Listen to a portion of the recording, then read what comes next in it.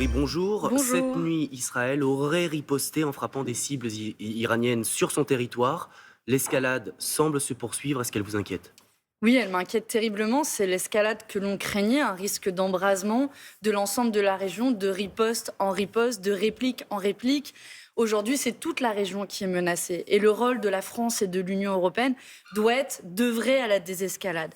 Y compris les États-Unis, d'ailleurs, ont appelé C'est Israël ce à qu'ils ont ne fait. pas répliquer après l'attaque d'abord d'Israël du consulat iranien et puis la réplique d'Iran en Israël avec l'envoi de centaines de drones Ça n'est et pas de la missiles. légitime défense de la part d'Israël qui a été Mais attaqué sur son territoire la semaine dernière. et puis, Iran a été attaqué puisque son consulat a été attaqué par Israël. Et vous voyez le risque du œil pour œil, dent pour dent. Jusqu'où ça va aller?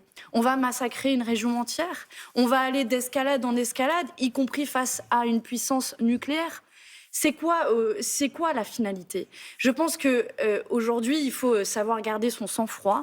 Il faut que l'ensemble des diplomaties internationales œuvrent à la désescalade, œuvrent à trouver une issue pacifique dans la région, et puis œuvrent aussi à résoudre le conflit israélo-palestinien, qui est une des sources du désordre dans la région, et à mettre fin au carnage qui est en cours encore dans la bande de Gaza, avec plus de 30 000 morts et avec autant d'enfants morts en 4 mois qu'en 4 ans dans 30 l'ensemble 000 des morts conflits selon internationaux. les chiffres Mais on n'a palestiniens. pas d'autres chiffres.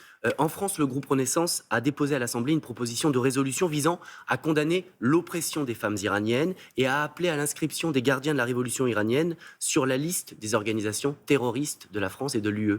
Vous Ils y sont déjà souscrivez? sur plusieurs listes. Après, vous savez, j'ai aucune sympathie pour le régime iranien. On l'a sans cesse dénoncé, critiqué.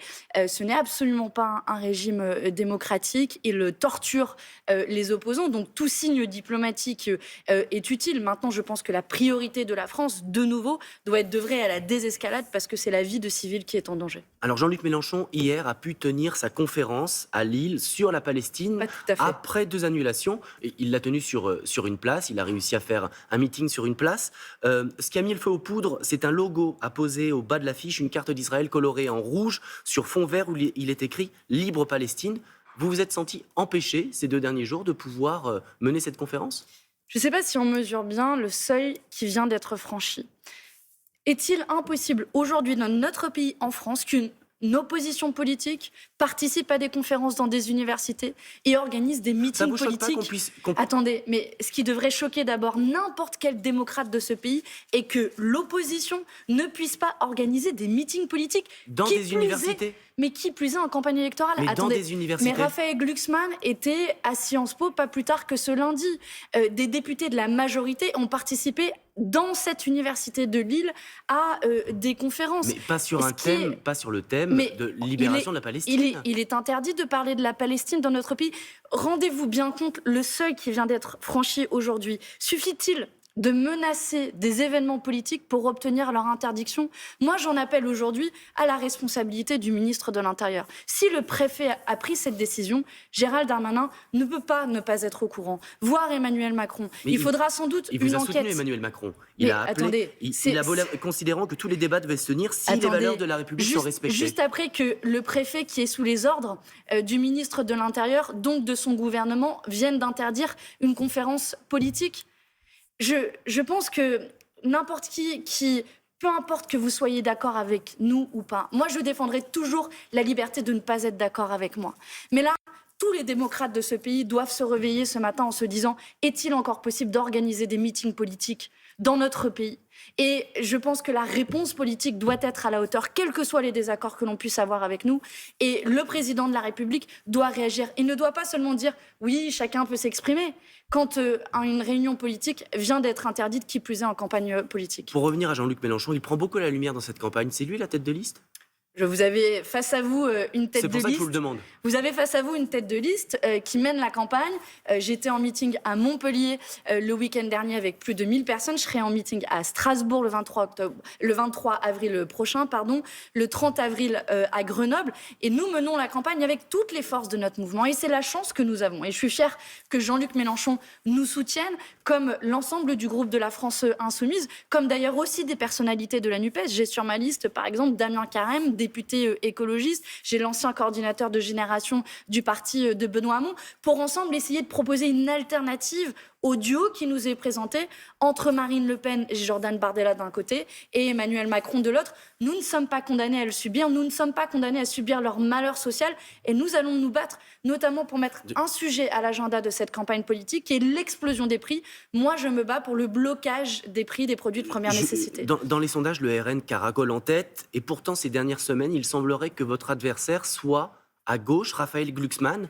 Haro sur Glucksmann ? Vous savez, mon premier adversaire, c'est d'abord l'extrême droite qui a plus de 30% dans le pays. C'est d'ailleurs ça se voit pas trop ces dernières semaines. La raison pour laquelle je me bats et je continue à me battre sur le programme de la NUPES. Justement, la NUPES, le Parti Socialiste fait partie de la NUPES. Qui a toujours refusé précisément Raphaël Glucksmann, et c'est le désaccord que j'ai avec lui.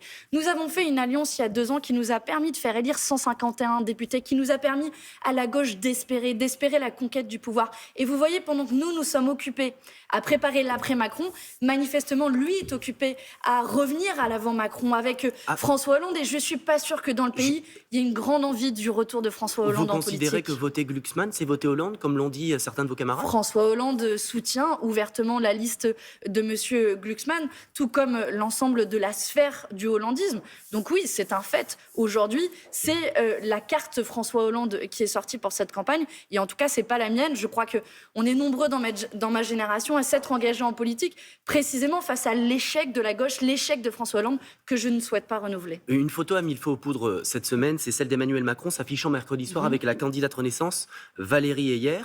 Le président qui entre en campagne dans ces européennes, c'est quelque chose de logique, non ? Regardez, le problème, c'est qu'il le fait avec les moyens de l'État. Le tweet dont vous parlez, avec la vidéo dont vous parlez, où il dit « on a une bonne candidate » en lui tapant sur l'épaule. C'est sa candidate, c'est lui qui l'a choisie. Il l'est fait depuis le compte de l'Élysée. Ça s'appelle un dévoiement des moyens de l'État et en fait, c'est tout simplement illégal. Donc aujourd'hui, nous allons saisir la Commission nationale des comptes de campagne pour l'interroger sur ce tweet qui d'ailleurs a été supprimé depuis par le compte de l'Élysée, qui démontre qu'ils ont commis une faute. Mais nous allons plus loin. Le président de la République doit faire un discours la semaine prochaine, son discours de la Sorbonne bis, qui va marquer de facto son entrée en campagne. Je pose la question, est-ce que son temps de parole va être décompté du temps de campagne de Valérie Heyer par l'Arcom? Et deuxième question, est-ce que les moyens qui seront utilisés pour organiser cette conférence seront décomptés des comptes de campagne? En 2019, exactement la même chose s'était passée et la Commission nationale des comptes de campagne avait retranché ses frais de la campagne de Nathalie Loiseau. Et moi, je pose une question. Est-ce qu'il y a une candidate officielle de la part de la République dans notre pays?